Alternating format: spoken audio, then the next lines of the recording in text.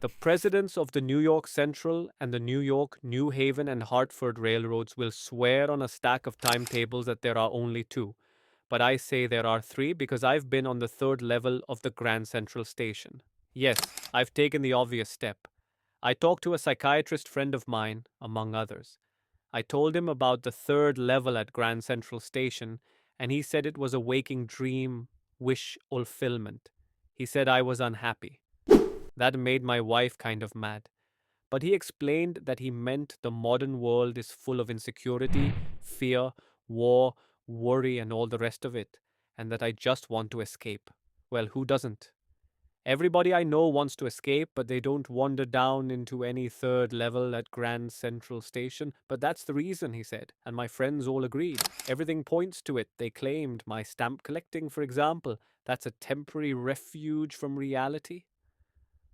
Well, maybe, but my grandfather didn't need any refuge from reality. Things were pretty nice and peaceful in his day, from all I hear, and he started my collection.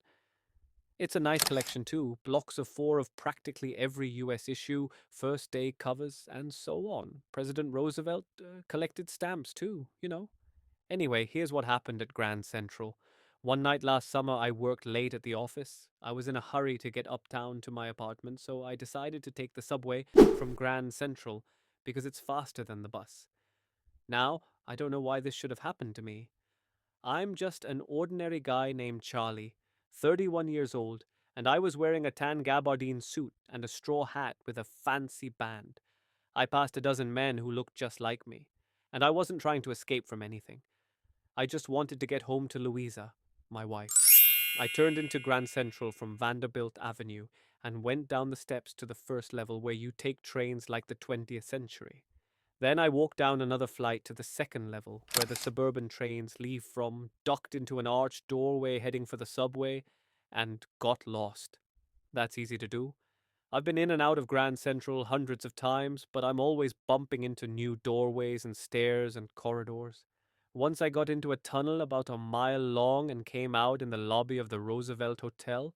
Another time I came up in an office building on 46th Street, 3 blocks away. Sometimes I think Grand Central is growing like a tree, pushing out new corridors and staircases like roots.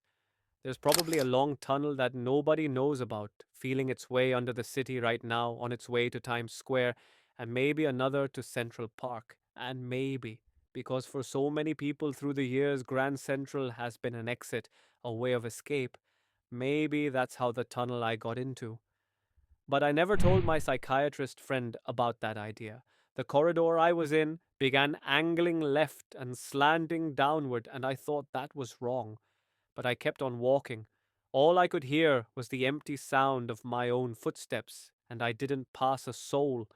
Then I heard that sort of hollow roar ahead that means open space and people talking. The tunnel turned sharp left. I went down a short flight of stairs and came out on the third level at Grand Central Station.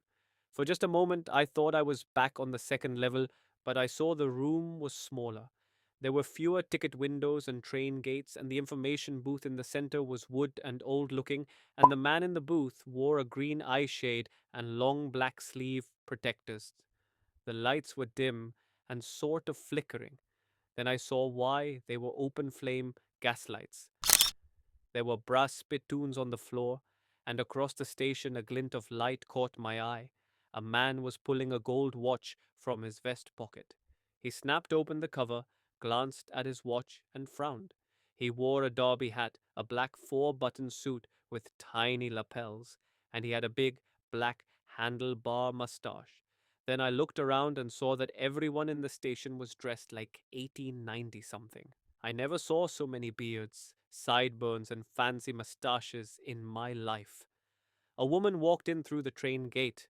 She wore a dress with leg of mutton sleeves and skirts to the top of her high buttoned shoes. Back of her, out on the tracks, I caught a glimpse of a locomotive, a very small Currier and Ives locomotive with a funnel shaped stack. And then I knew. To make sure, I walked over to a newsboy and glanced at the stack of papers at his feet. It was The World, and The World hasn't been published for years. The lead story said something about President Cleveland.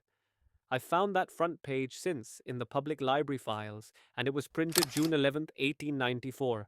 I turned toward the ticket windows, knowing that here, on the third level at Grand Central, I could buy tickets that would take Louisa and me anywhere in the United States we wanted to go in the year 1894.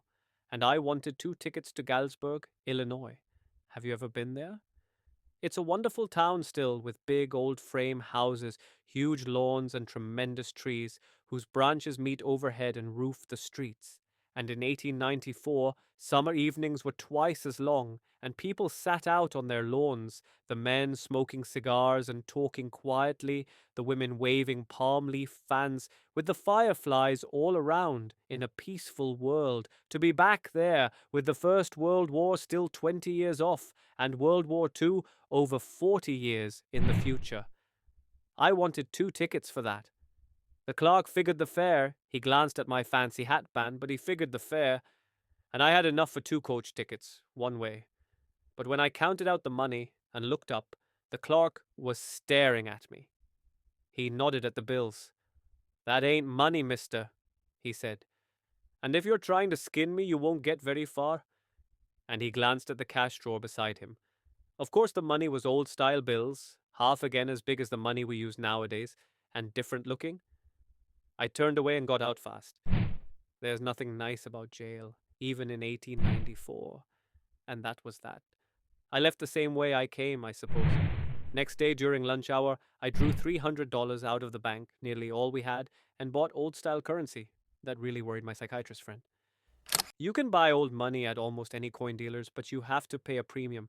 My $300 bought less than 200 in old-style bills, but I didn't care. Eggs were 13 cents a dozen in 1894. But I've never again found the corridor that leads to the third level at Grand Central Station, although I've tried often enough.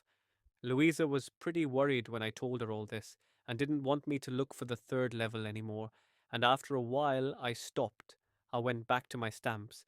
But now we're both looking, every weekend, because now we have proof that the third level is still there. My friend Sam Weiner disappeared.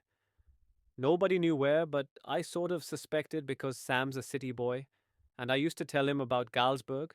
I went to school there, and he always said he liked the sound of the place, and that's where he is, all right. In 1894, because one night, fussing with my stamp collection, I found, well, do you know what a first day cover is? When a new stamp is issued, stamp collectors buy some and use them to mail envelopes to themselves on the very first day of sale, and the postmark proves the date. The envelope is called a first day cover. They're never opened. You just put blank paper in the envelope. That night, among my oldest first day covers, I found one that shouldn't have been there. But there it was. It was there because someone had mailed it to my grandfather at his home in Galesburg. That's what the address on the envelope said. And it had been there since July 18th, 1894. The postmark showed that, yet I didn't remember it at all. The stamp was a 6-cent, dull brown with a picture of President Garfield. Naturally, when the envelope came to Grandad in the mail, it went right into his collection and stayed there, till I took it out and opened it. The paper inside wasn't blank. It read 941 Willard Street. Galesburg, Illinois, July 18, 1894, Charley. I got to wishing that you were right. Then I got to believing you were right. And Charley, it's true. I found the third level. I've been here 2 weeks, and right now, down the street at the Dailies, someone is playing a piano, and they're all out on the front porch singing Seeing Nellie Home, and I'm invited over for lemonade. Come on back, Charley and Louisa. Keep looking till you find the third level. It's worth it, believe me. The note is signed Sam. At the stamp and coin store I go to, I found out that Sam bought $800 worth of old-style currency. That ought to set him up in a nice little hay, feed and grain business. He always said that's what he really wished he could do, and he certainly can't go back to his old business. Not in Galesburg, Illinois, in 1894. His old business? Why, Sam was my psychiatrist.